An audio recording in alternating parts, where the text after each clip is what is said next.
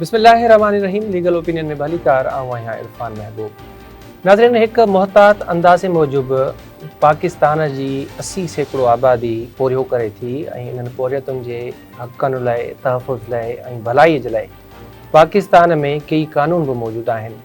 पर शायदि इहो अलमियो ई चइबो त वफ़ाक़ी ऐं सूबाई सतह ते मज़दूरनि जे हक़नि, तहफ़ुज़, सनन सोशल सिक्योरिटी ऐं फलाह लाइ जोड़ियल जेके लेबर कोड्स आहिनि उहे किथे 50 त किथे 100 सैकड़ो असांखे गैरफ़ार मिलनि थियूं। ऐं इन ई पॉलिसी मां असांखे पाकिस्तान जहिड़े मुल्क जिते पोरियतुनि जी तमामु घणी आबादी आहे उन्हनि जी तरजीहात जो अंदाज़ो चङी रीति लॻाए सघूं था।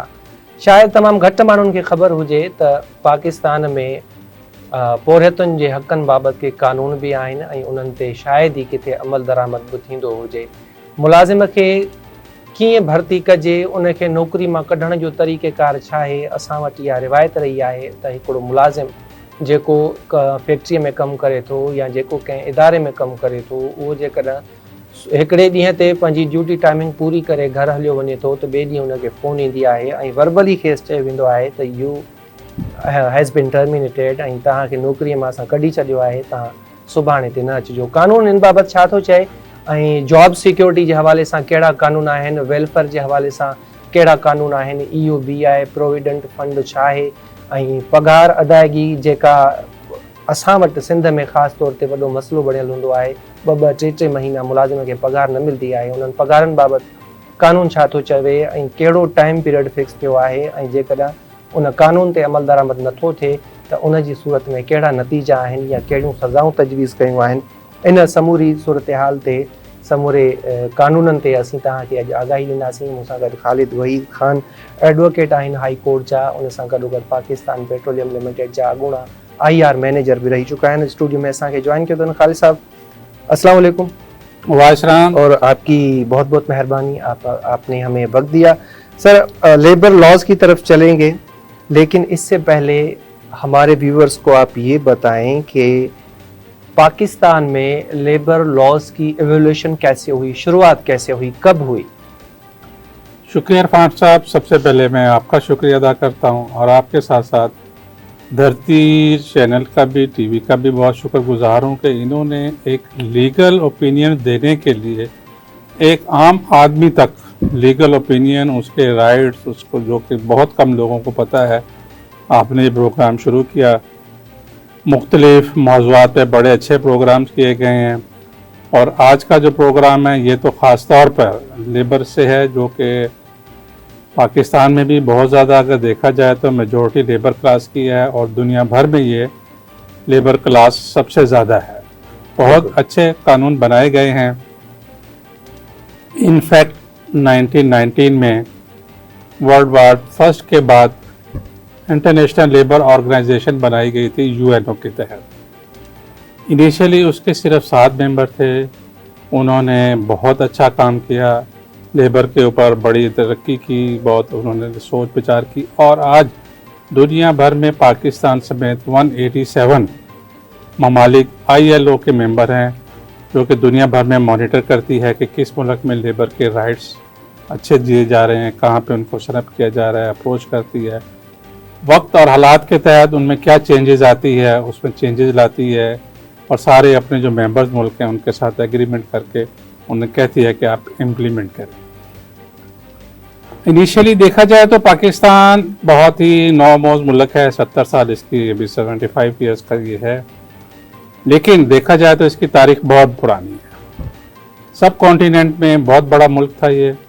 इसमें जब ब्रिटिश राज था तो वर्ल्ड वार 2 के बाद उन्होंने यहाँ पे कुछ इंडस्ट्री लगाना शुरू की, जो कि उनके जंगी पॉइंट ऑफ व्यू से ज़रूरी थी। जब उन्होंने इंडस्ट्री लगाई तो क्योंकि पार्ट थे हम हिंदुस्तान के, ब्रिटिश राज के, तो उन्होंने यहाँ पे लेबर लॉज को इम्प्लीमेंट करना शुरू किया। वही लेबर लॉज जो इनिशियली थे जब पाकिस्तान 1947 में आज़ाद हुआ, तो हमने इनहेरिटेंस में जहाँ उनके बहुत सारे लॉ को अडॉप्ट किया, तो हमने लेबर लॉज को भी उनको अडॉप्ट कर लिया, लेकिन वो इतने ज़्यादा सॉलिड नहीं थे। इसकी सबसे बड़ी अच्छी बात तो ये थी कि इसमें जो है पाकिस्तान में कोई इंडस्ट्री नहीं थी। सारी इंडस्ट्री कलकत्ता, बम्बई और इंडिया के पार्ट्स में थी। हमारे पास, हमारे किस्मत में ये प्री पार्टीशन की बात बताएं। प्री पार्टीशन के बाद हमारे पास चंद जो है कारखाने आए थे जो कि इतने इम्पोर्टेंट नहीं थे।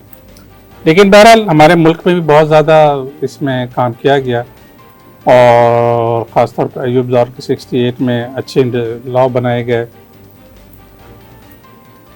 और आहिस्ता आहिस्ता इसको कानूनी प्रोटेक्शन दी गई, बहुत सारे बनाए गए। लेकिन सबसे ज़्यादा जो प्रोटेक्शन और डेवलपमेंट हुई थी वो मिस्टर जुल्फ़िकार अली भुट्टो ने, जो कि समझते थे कि लेबर मुल्क की मेजॉरिटी है, इनके राइट्स हैं। उन्होंने उसमें बहुत अच्छे अच्छे कवानीन बनाए, जिसमें उन्होंने इंडस्ट्रियल रिलेशन एक्ट बनाया जो कि इंडस्ट्री से रिलेटेड था, इंडस्ट्रियल रिलेशन कमीशन। उसके बाद EOB बनाई ताकि बहुत अच्छा कॉन्सेप्ट था जो अभी तक चल रहा है। लोगों को उन्होंने कमीशन, पेंशन का रवाज किया।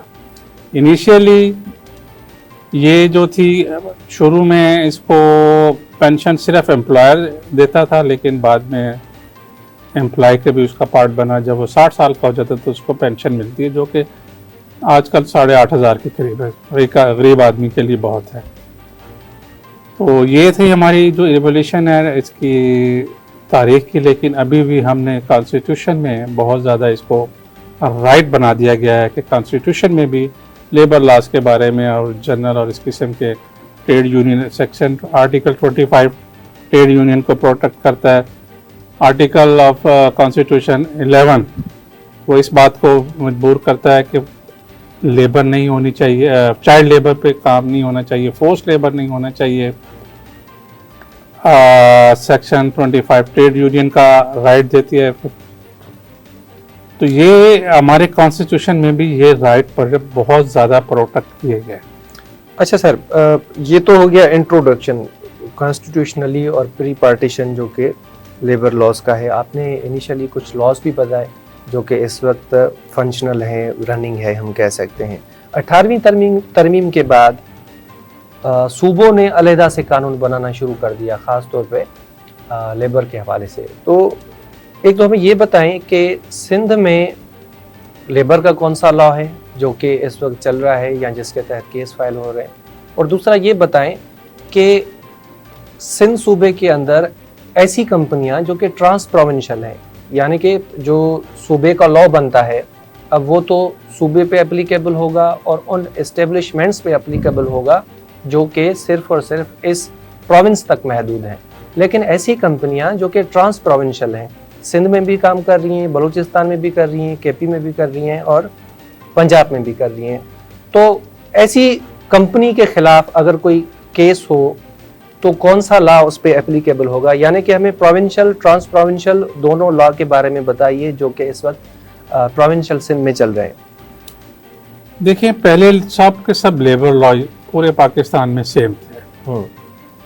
इंडस्ट्रियल रिलेशन एक्ट था जो कि पूरे पाकिस्तान में चलता था। वर्कमैन कंपनसेशन पूरे पाकिस्तान में चलता था। लेकिन अब 18वीं तरमीम के बाद सूबों को राइट दिया गया है कि वो अपने लेबर लॉज बनाएं। आपका ये सवाल कि ऐसा ऑर्गेनाइजेशन जो कि ट्रांस प्रोविंशियल है वो आ जाती हैं इंडस्ट्रियल रिलेशन एक्ट 2012 के। जी, ऐसी कंपनी जिसका के काम एक से जायद सूबों में है, चाहे वो 2 सूबे ही क्यों ना हो। सिंध और बलूचिस्तान है, जैसे SSGCL है वो सिर्फ सिंध और बलूचिस्तान में है, SNGPL है उसका पंजाब और सरहद है, और बहुत सारी ऐसी कंपनी हैं जो कि 4 सूबों में हैं जिनमें बैंक्स भी शामिल हैं। तो ऐसी कंपनियाँ इंडस्ट्रियल रिलेशन एक्ट 2012 के तहत उनका जो वर्कर है, इसमें मैनेजमेंट स्टाफ नहीं आता, सिर्फ वर्कर स्टाफ आता है। तो ख़ास तौर पर जो कि ट्रेड यूनियन वगैरह के मेंबर्स होते हैं वो 2020 के तहत 2012 के तहत इंडस्ट्रियल रिलेशन एक्ट 2012 के तहत NIRC में जाएंगे, जिसका बेंच कराची में भी है, सक्कर में भी है, कोयटा में भी है, इनके इस्लामाबाद में भी है, मुल्तान में भी है, मुख्तलिफ सूबों में सब जगह पे इनके बेंचेस हैं।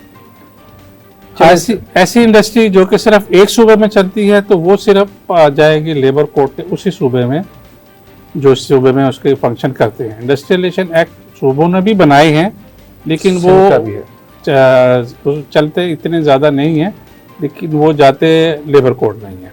अच्छा ठीक है सर, अब आएंगे कि IRA और सीरा एक्ट जो है कौन सी कंडीशंस हैं या पैरामीटर्स हैं कि इन कवानीन के तहत हम लेबर कोड्स में या NIRC में जा सकते हैं। लेकिन सबसे पहले वर्कर्स का जिक्र छिड़ा है, तो हमें ये बता दें कि वर्कर्स की क्लॉसेस कितनी होती हैं?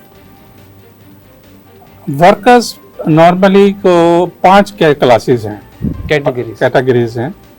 सबसे बेहतर पहले आ जाता है परमानेंट वर्कर। वो वर्कर जो कि परमानेंट एम्प्लॉय है, 60 साल तक उसने काम करना है, उसको परमानेंट वर्कर कहते हैं।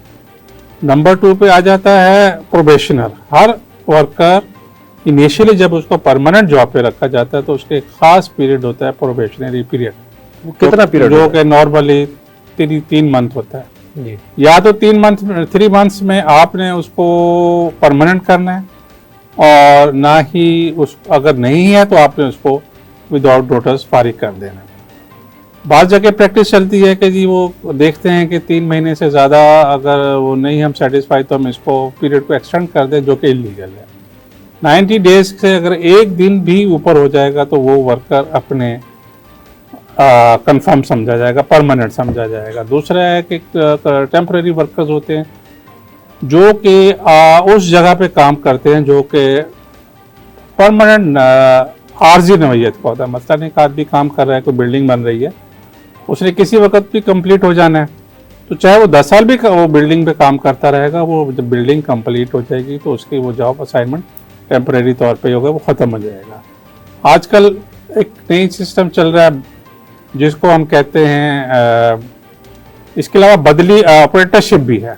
हर कंपनी के लिए ज़रूरी है कि वो कुछ मुलाजमिन को अप्रेंटिसशिप पे रखे, उसके लिए बाकायदा एक एक्ट बना हुआ है, अप्रेंटिसशिप रखे और उनको काम सिखाए। वो एम्प्लॉइज होते हैं, अपने ख़ास पीरियड के बाद काम सीख के वो फील्ड में जाके अपने जॉब तलाश करते हैं। आजकल जो एक ट्रेंड चला हुआ है वो है कि लोग आउटसोर्स कर देते हैं ऐसे बिजनेस, ऐसे काम जो कि नॉर्मली इससे पहले परमानेंट नेचर के होते थे, जैसे स्वीपर्स हो गए, चौकीदार हो गए, पीएन्स हो गए। अब ये नॉर्मली आउटसोर्स कर दिए जाते हैं, आउटसोर्स कंपनी को दे दी जाते हैं कि भाई ये हमारा काम है, ये हमारी बिल्डिंग है, इसको आपने सफाई करनी है तो वो अपने एम्प्लॉय रखती है। ये काम है, ये हमारे इसकी सिक्योरिटी आपने करनी है तो वो अपने सिक्योरिटी रखते हैं।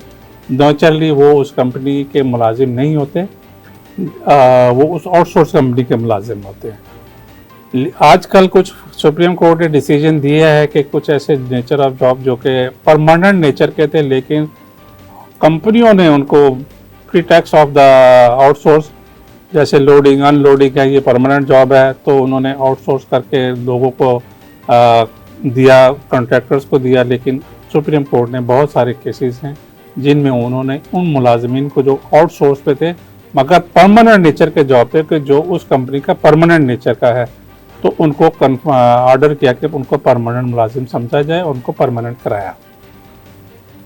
अच्छा सर, अब आ जाते हैं हम, एक तो फेडरल लेवल पे लॉ है IRA और दूसरा है प्रोविंशियल लेवल पे, जिसे हम शॉर्टकट में सीरा कहते हैं, सिंध इंडस्ट्रियल रिलेशन एक्ट। अब ये दोनों कवानीन कौन कौन से मामलात को डील करते हैं? इसमें ख़ास तौर पे 2 चीज़ों का जिक्र है, एक तो है अनफेयर लेबर प्रैक्टिस और दूसरा है ट्रेड यूनियन। तो ये दोनों कवानीन क्या सिर्फ इन 2 चीज़ों को ही डील करते हैं? Unfair practice definitely part of national industrialisation commission है। अगर वो ट्रांस प्रोविंशियल है तो वो इसमें जाएंगे। अनफेयर लेबर प्रैक्टिस में ये है कि एक आदमी समझता है कि उसको नाजायज़ तौर पे नौकरी से निकाला जा रहा है, उसको ट्रेड यूनियन का वो मेंबर है और उसको ज़बरदस्ती प्रेशराइज करने के लिए वो ट्रेड यूनियन को काम ना करे, उसका मेंबर ना बने, उस पर मुख्तलिफ़ किस्म के चार्जेस लगा दिए जाते हैं, उसको ट्रांसफ़र कर दिया जाता है।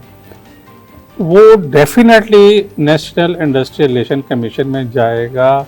अगर वो ट्रांस प्रोविंशियल है तो वो नेशनल इंडस्ट्रियल कमीशन IRA 2012 में जाएगा, और अगर वो प्रोविंशियल लेवल में है तो वो प्रोविंशियल लेवल पे जाएगा। लेकिन अभी तक प्रोविंशियल लेवल पे NIRC की कमीशन बैठे नहीं है।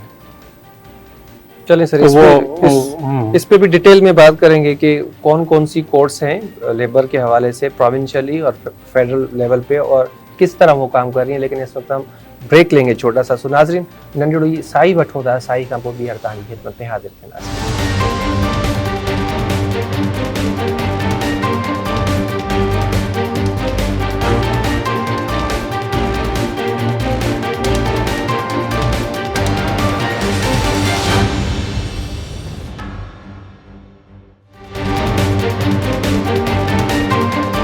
वेलकम बैक नाज़रीन। लीगल ओपिनियन में तव्हांखे हिकु भेरो ॿीहर भली कार चवंदासीं। असीं सिंध ऐं पाकिस्तान में लेबर लॉस जेके आहिनि उन्हनि खे डिस्कस पिया कयूं, उन्हनि बाबति तव्हांखे आगाही पिया ॾियूं। ख़ालिद वहीद ख़ान साहब हाई कोर्ट जा वकील आहिनि ऐं पाकिस्तान पेट्रोलियम लिमिटेड जा अॻूणा IR मैनेजर आहिनि। अॼु असांजा गेस्ट आहिनि स्टूडियो में, असांखे ज्वाइन कयो अथनि। ख़ालिद साहब, आप हमें अनफेयर लेबर प्रैक्टिस पे बता रहे थे, उसमें अब जिक्र आ गया लेबर कोड्स का। अब एक तो लेबर कोड्स हैं फेडरल लेवल पे ट्रांस प्रोविंशियल कंपनीज़ के लिए या एम्प्लॉयज़ के लिए, जिन्हें हम NIRC कहते हैं, और दूसरा है सिंध इंडस्ट्रियल रिलेशन एक्ट, जिसके तहत प्रोविंशियल कोर्ट्स बनी हुई हैं, जिसे हम कहते हैं लेबर कोर्ट्स। अब सबसे पहले तो हमें ये बताएं कि ये जो फेडरल सतह पे लेबर कोर्ट्स हैं, जिन्हें हम NIRC कहते हैं, इनकी तादाद क्या है और ये कितना काम कर रही हैं इस वक्त, क्योंकि आप काफ़ी टाइम से जो है वो ये लेबर साइड पे प्रैक्टिस कर रहे हैं। नेशनल इंडस्ट्रियलाइजेशन कमीशन जी, ये जैसे कि मैंने पहले भी कहा, जुल्फ़िकार अली भुट्टो की ने बनाया था अपने दौर में, ऑर्डिनेंस के तहत बनाया था। इसकी तादाद में एक चेयरमैन होता है और मेंबर्स की तादाद 9 होती है। चेयरमैन इस्लामाबाद में बैठता है, बाकी मुख्तलिफ सूबों में इसकी ब्रांचें हैं। कराची में 2 कोर्ट्स हैं, कोयटा में है, सक्खर में है, मुल्तान में है, पेशावर में है। तो ये फेडरल लेवल के केसेस ये देखती है। सिंध में टोटल 3 कोर्ट्स हैं इनकी फेडरल लेवल सिंध में, पे। कराची में 2 हैं, कराची हो गई, एक सक्खर हो गई। जी। तो आजकल अनफॉर्चुनेटली ये है कि ये कोर्ट्स मेंबर्स रिटायर होने के बाद अभी फंक्शनल नहीं है। तो आपका क्वेश्चन ये था कि कहाँ पे जाएं। देखिए, मुख्तलिफ कैटेगरीज हैं। जो इंडस्ट्रियल रिलेशन वर्कर है, इंडस्ट्रियल रिलेशन का मतलब है जो कि इंडस्ट्री से है, वो तो इन कोर्ट्स में जाएगा, फैक्ट्री वगैरह के और दूसरे लोग जो हैं। लेकिन एक क्लास है जो कि गवर्नमेंट मुलाजमिन भी है, उनके लिए अलग कोर्ट्स है, वो अपने फेडरल कोर्ट्स हैं। और फिर जो गवर्नमेंट के मुलाजिम फेडरल ट्रिब्यूनल में जाएंगे। और इनसे दोनों के बाद अगर आपको रिलीफ नहीं मिलता तो जो इंडस्ट्रियल रिलेशन वर्कर है वो अपील कर सकता है फुल बेंच में। फुल बेंच से भी अगर उसको रिलीफ नहीं मिलता, full bench normally 3 commissioner members होते हैं कमीशन के, अगर वहाँ भी उसको रिलीफ नहीं मिलता तो वो हाई कोर्ट में भी जा सकता है, और हाई कोर्ट से भी नहीं मिलता तो फाइनली सुप्रीम कोर्ट है। इसी तरीके से जो गवर्नमेंट मुलाजिम हैं फेडरल ट्रिब्यूनल में जाते हैं अपने, अगर उनको रिलीफ नहीं मिलता तो वो फिर आगे हाई कोर्ट में चले जाते हैं। बहुत सारी नेचर्स हैं। जो सरकारी मुलाजमिन के लिए अलग कोड हैं और इंडस्ट्री के मुलाजिम के लिए अलग कोड हैं। और जो सबसे बड़ी चीज़ है ट्रेड यूनियन। ट्रेड यूनियन जो है वो रजिस्टर्ड ही इंडस्ट्रियल रिलेशन एक्ट के तहत होती हैं। एक वक्त था भुट्टो साहब ने बहुत ज़्यादा इनको ट्रेड यूनियनिज्म किया था, तो बहुत ज़्यादा स्ट्रॉन्ग ट्रेड यूनियंस बनी थी, हर इदारे में बनी थी। मगर ऐसा ऐसा उसका जो एंटी क्लाइमैक्स ये हुआ कि वो अब बहुत सारे जो उन्होंने इदारे नेशनलाइज किए तो प्राइवेटाइज होते चले गए। प्राइवेटाइज हुए तो लोगों ने इन यूनियंस को ख़त्म कर दिया, मुख्तलिफ हरबे इस्तेमाल किए, उनकी जगह आउटसोर्स मुलाजमिन रख लिए। अब जो नेशनल प्राइवेट सेक्टर में चले गए, स्पेशली बैंकों में ट्रेड यूनियंस ना होने के बराबर है।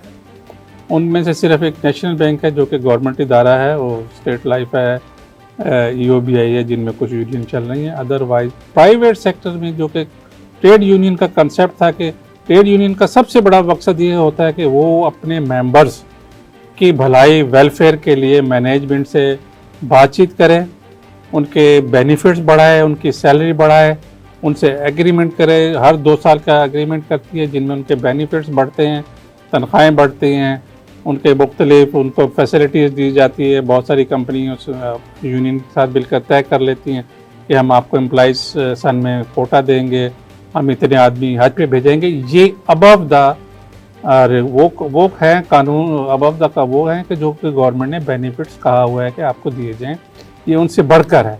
तो ये लेकिन ये आप प्राइवेट सेक्टर में ख़त्म होती जा रही हैं। अच्छा सर,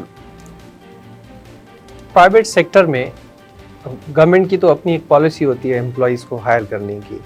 प्राइवेट सेक्टर में एम्प्लॉयज़ कैसे हायर होगा? कानून क्या कहता है कि आपने किसी भी मुलाजिम की भर्ती कैसे करनी है? कौन कौन सी चीज़ें हैं जिनको आपने फॉलो करना है और वो एम्प्लॉय को देनी है? जिस तरह जॉइनिंग लेटर हो गया और बाकी बहुत सारी चीज़ें होती हैं, सैलरी देते हैं, वो क्या उसमें कानून क्या बता रहा है कि किस तरीके से आपने पे आउट करना है एम्प्लॉय को? सबसे पहले एम्प्लॉइज़ की दो कैटेगरीज हैं, management staff, non management staff. Management staff को इस वक्त मैं डिस्कस नहीं करता, हम क्योंकि लेबर की तरफ जा रहे हैं। लेबर के लिए ज़रूरी है कि लेबर अनस्किल्ड भी होती है, स्किल्ड भी होती है।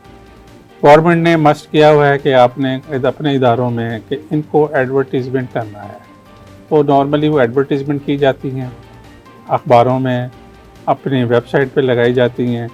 नॉन मैनेजमेंट अनस्किल्ड लेबर को कुछ इदारे जो हैं वो एडवर्टीज़मेंट करते हैं, लेकिन जैसा कि मैंने पहले अर्ज़ किया था कि कुछ इदारे मैनेजमेंट और लेबर यूनियन के दरमियान चार्टर्ड CBA जिनको बोलते हैं कलेक्टिव बारगेनिंग एजेंट, ये वो होते हैं जो यूनियन जो कि कलेक्टिवली इलेक्ट होती है, मेजॉरिटी वोट्स है, वो सिर्फ जाके मैनेजमेंट से बात कर सकती है कि ये आपने राइट हमारे मुलाजमिन को ये देना है।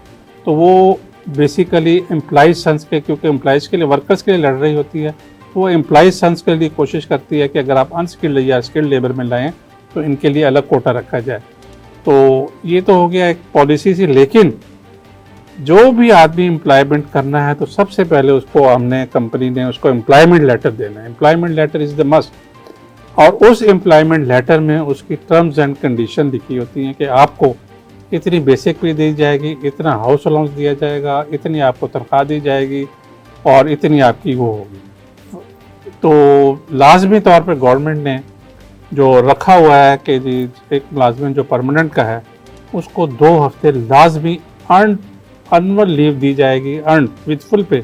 अगर उसकी ड्यूरेशन 1 साल की हो गई है तो उसको दी जाएगी 14 छुट्टियाँ, 10 कैजुअल लीव्स, और 14-16 जो भी है उसको मेडिकल लीव दी जाएंगी अगर वो बीमार पड़ जाता है। लेकिन जब प्राइवेट सेक्टर में यूनियन मैनेजमेंट और जब तय करती है तो वो, ये तो बेसिक है, ये तो आपने देनी ही है, लेकिन वो इससे बढ़कर मैनेजमेंट के साथ म्यूचुअल एग्रीमेंट से फैसिलिटीज़ ले सकती हैं। कैजुअल लीव बढ़ा सकती हैं, मेडिकल लीव बढ़ा सकती हैं, अर्न लीव बढ़ा सकती हैं, और अगर वो लीव नहीं लेते तो तय कर लिया जाता है कि एट ईयर पे उनको इनकैशमेंट दे दी जाएगी। 48 आवर्स वर्किंग आवर्स हैं। इसके अलावा अगर आपने उनको काम कराना है तो आपने उनको ओवर टाइम देना है। ओवर टाइम का मुख्तलिफ रेट है, कभी 1/3 ऑफ द टोटल पे है, कभी ये मुख्तलिफ एग्रीमेंट के तहत दिया जाता है। लाजमी है कि उसको ओवर टाइम दिया जाए। ये भी लाजमी है कि अगर आप छुट्टी के दिन उससे काम करवाते हैं तो उसको छुट्टी के एवज बाद में एक 1 ओवर टाइम के अलावा एक 1 ऑफ भी दिया जाएगा फैक्ट्रीज एक्ट के तहत। अगर वो फैक्ट्री एक्ट में काम कर रहा है तो उसको एक डे ऑफ दिया जाएगा। छुट्टी वाले दिन काम किया है, किसी भी दिन उसकी ऑप्शनल है कि उसको छुट्टी का दिन दिया जाएगा। सबसे पहले अपॉइंटमेंट लेटर। भर्ती करना लेबर कानून में बहुत आसान है, लेकिन उस आदमी को नौकरी से निकालना बहुत मुश्किल है। लेबर लॉ उसके राइट्स को प्रोटेक्ट करता है। जब तक या तो आपकी फिर इंडस्ट्री बंद हो रही है तो आप उसको रिट्रेंचमेंट करें। रिट्रेंचमेंट का भी अलग कानून है कि लास्ट कम फर्स्ट गो, तो सबसे पहले आया है वो सबसे पहले जाएगा। लेकिन अगर आप किसी वर्कर को निकालना चाहते हैं तो उसका पूरा प्रोसीजर है। अगर उसने कुछ बदतमीजी की है, मिसकंडक्ट किया है, कानून के मुताबिक उसके खिलाफ सबसे पहले इंक्वायरी की जाएगी, डिपार्टमेंटल इंक्वायरी की जाएगी। डिपार्टमेंटल इंक्वायरी में इफ़ ही फाउंड गिल्टी तो तब मैनेजमेंट उसको सज़ा दे सकती है। सज़ाएं 3 किस्म की हैं। आप उसको नौकरी से भी निकाल सकते हैं, आप उसकी इंक्रीमेंट भी रोक सकते हैं, आप उसको वार्निंग देकर ख़त्म भी कर सकते हैं। लेकिन जब आप उसको नौकरी से निकाल देते हैं तो फिर उसका राइट है कि वो जाके कोर्ट में अपील करे कि मुझे गलत निकाला गया तो मुझे बहाल किया जाए। उसके बाद फ़र्ज़ कर लें अगर वो अपने टेन्योर पूरा कंप्लीट कर लेते हैं तो जब वो 60 इयर्स की, पाकिस्तान में नॉर्मली 60 इयर्स की रिटायरमेंट एज है, 60 इयर्स की एज में उसको तमाम बेनिफिट्स दिए जाएंगे, जिसमें उस कंपनी की पॉलिसी के मुताबिक उसकी ग्रेजुएटी है, पेंशन है, बेनिवलेंट फंड है, और अगर उसकी लीव बचती है जो इनकैशमेंट है वो उसको रिटायरमेंट से के दिन दे देनी चाहिए, उसके बेनिफिट्स। और अगर वो बीच में रिज़ाइन करता है तो कंपनी के लिए लाजमी है कि उसको जो रिज़ाइन किया है उसके जो बेनिफिट्स बनते हैं वो उसको उसी वक्त दिए जाएं, और कानून के मुताबिक उसको एक सर्विस एक्सपीरियंस सर्टिफिकेट देना भी लाजमी है कि इस शख्स ने हमारे साथ इतना अर्सा काम किया है और ये इसका जैसे भी था। अच्छा, तो प्राइवेट सेक्टर में जैसा कि आपने बताया कि अगर आप किसी भी एम्प्लॉय को टर्मिनेट कर रहे हैं तो it is very imperative to follow the rules and regulation which has been described in law. जैसा कि आप हमें बता चुके हैं, इंक्वायरी होगी, इंक्वायरी कमेटी बनेगी और उसके बाद अगर गिल्टी फाइंड होता है तो सज़ा मिलेगी। अगर ये सब कुछ नहीं होता और फ़ोन पे कह देते हैं कि यार आपने कल नहीं आना, तो क्या रेमेडी है एम्प्लॉय के पास?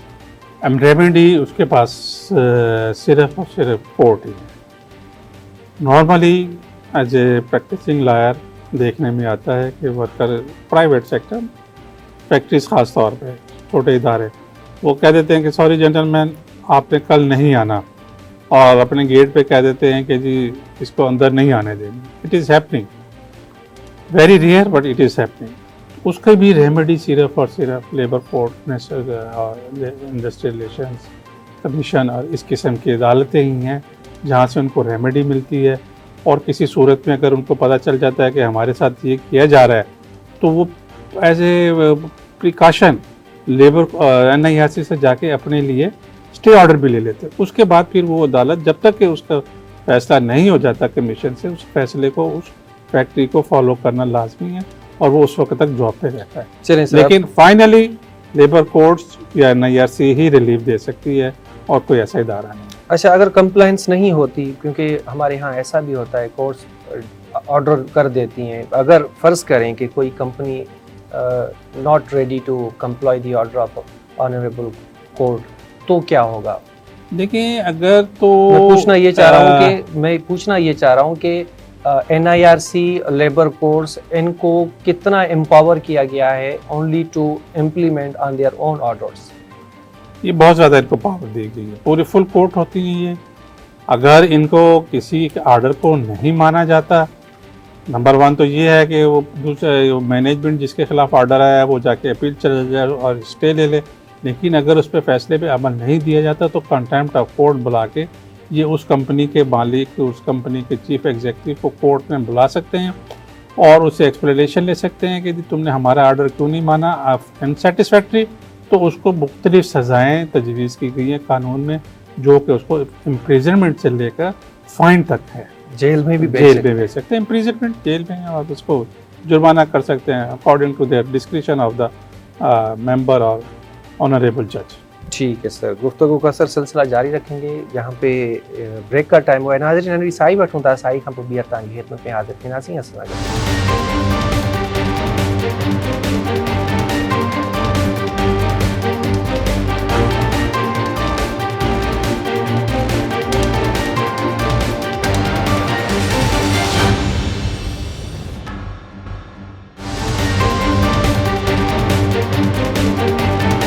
वेलकम बैक नाज़रीन। ख़ालिद वहीद ख़ान साहब एडवोकेट आहिनि हाई कोर्ट जा, पाकिस्तान पेट्रोलियम जा अॻूणा IR मैनेजर आहिनि, असां सां स्टूडियो में मौजूद आहिनि। लेबर लॉस के असीं डिस्कस पिया कयूं। ख़ालिद साहब, आपने काफ़ी चीज़ें हमें बता दी हैं।